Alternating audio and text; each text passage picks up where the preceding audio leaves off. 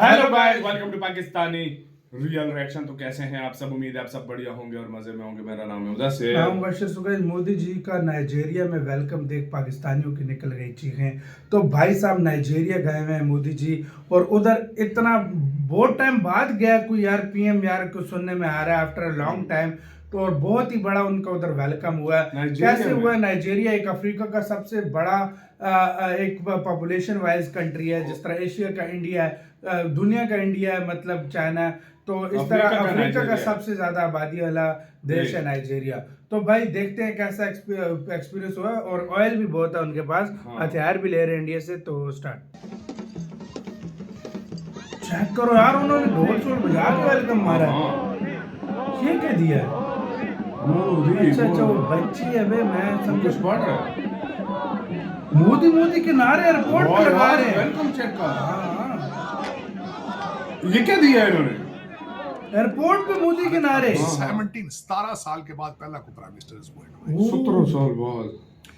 दूसरी सबसे बड़ी रीजन उसमें यह है कि 200 से ज्यादा इंडियन कंपनीज वहां बिजनेस करती हैं और उनकी इन्वेस्टमेंट 27 बिलियन डॉलर की इन्वेस्टमेंट है चाइनीज इंडियन कंपनीज की नाइजीरिया के अंदर। भी उनकी इंटेलिजेंस एजेंसीज है ना, उसको वो कंट्रोल करेंगी, हेड करेंगी, लीड करेंगी।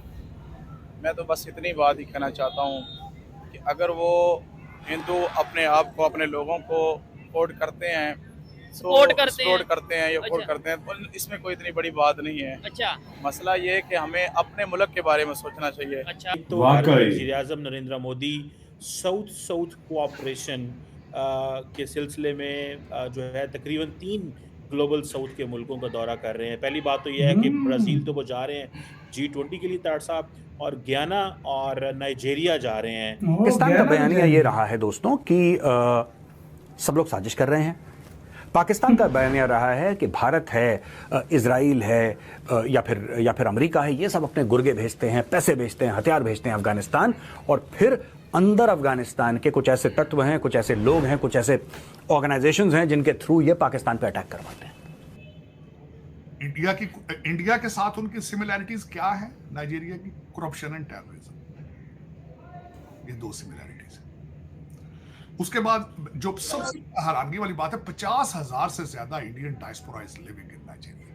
ट्रंप जो है वो ट्रंप जो है उसने अपने लोगों को सपोर्ट कर रहा है, लेकिन हमारी इदारे और हमारी जो हुकूमतें हैं या हमारे मुसलमान हैं, ये हमें नहीं पता कि हमारी बेटी आफिया सिद्दीकी है, वो कितने सालों से वो उनकी कैद में गिरफ्त है, ये कितने उनके साथ जुल्म सितम किए जा रहे हैं।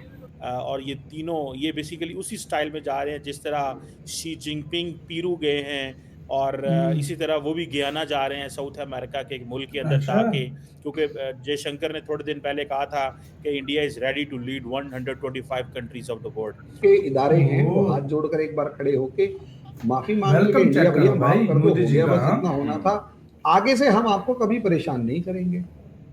इंडियन स्टाइल में वेलकम हुआ। तो हो सकता है वो साजिश बंद कर दे। अब ये काम ऐसा एक हाथ जोड़ के काम इजराइल के सामने भी कर ले, क्योंकि अरब कंट्रीज भी उसके सामने हाथ जोड़ कितने हैं मोदी जी के लिए। अब अमेरिका की क्यों साजिश कर रहा है ये तो मुझे समझ में ही नहीं आ रहा। आधी रात को गए मोदी जी, आधी रात को इतनी रश थी भाई। हाँ, भारत का 17 साल के बाद पहला को प्राइम मिनिस्टर इस वर्ल्ड में। दूसरी सबसे बड़ी रीजन उसमें यह है कि 200 से ज्यादा इंडियन कंपनीज वहां बिजनेस करती हैं और उनकी इन्वेस्टमेंट 27 बिलियन डॉलर की इन्वेस्टमेंट है चाइनीज इंडियन कंपनीज की नाइजीरिया के अंदर। इंडिया के साथ उनकी सिमिलैरिटीज क्या है? नाइजीरिया की करप्शन एंड टेररिज्म, ये 2 सिमिलैरिटीज है। उसके बाद जो सबसे हैरानगी वाली बात है, 50,000 से ज्यादा Indian diaspora is living in Nigeria. 50,000 business, और 2000 जो वहां पेट्रोलियम प्रोडक्ट है और वो सारे इलीगल वो बेचते हैं, करप्शन में डीपली इन्वॉल्व। 2022 में 10 करप्शन नाइजीरिया में बहुत है, ये बात है बहुत बड़ी।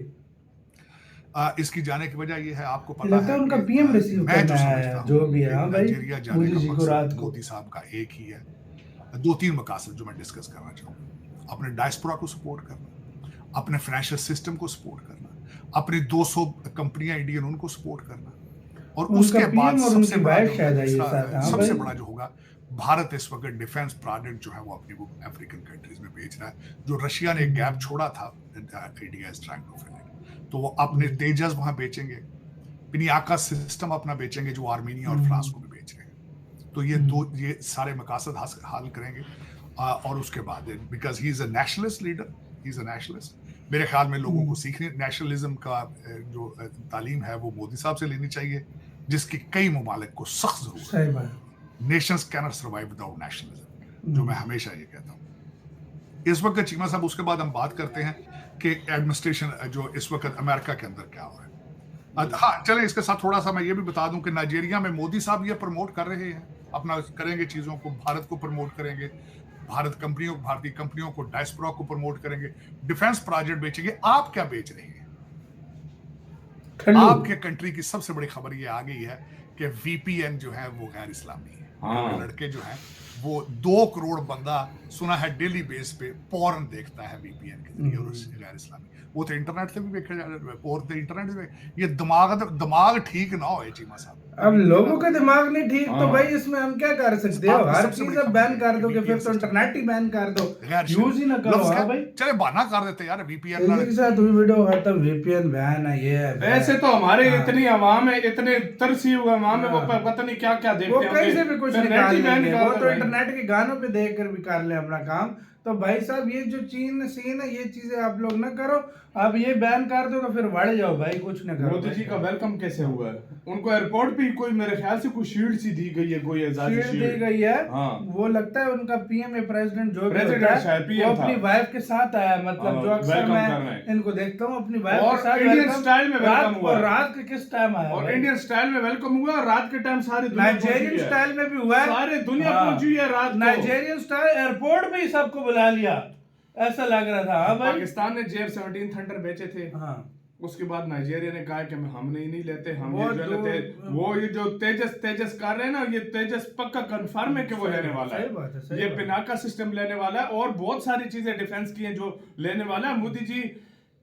मोदी जी ने ऐसा उनके साथ मतलब डील किया, इस तरीके से उनको किया है कि एक तो इंडियन कंपनियां $27 बिलियन की इन्वेस्टमेंट की हुई है, 200 से ज्यादा कंपनियां, 50,000 से ज्यादा इंडियंस उधर रह रहे हैं, और उनका खुद सोचो तेल का कितने भंडार है, उसमें भी फायदा होगा इंडिया। जाहिर बात है, हर तरफ फायदा है भाई, इंडिया इस टाइम बहुत बड़े फायदे में है, हाँ। हर तरफ से फायदा लगभग मिल रहा है। तो यार मैंने नहीं देखा यार हमारे कभी किसी पीएम इस तरह किसी 3 मुल्की दौरे पर इकट्ठे गए हो, या वो हमारा झुकाव ज्यादा अरब कंट्रीज की तरफ है, या अमेरिका की तरफ है, या चाइना की तरफ। ज्यादा से ज्यादा चाइना के उठाने, सऊदी अरब, दुबई, इन देशों के उठाने, कतर मतर जो अमीर है। अच्छा, उसके बाद अमीरों के बारे में हम ज्यादा सोचते हैं। मैं एक चीज और करेक्ट कर दूं, मैं थोड़ा सा क्रेडिट दूंगा, मैं ज्यादा नहीं कहता।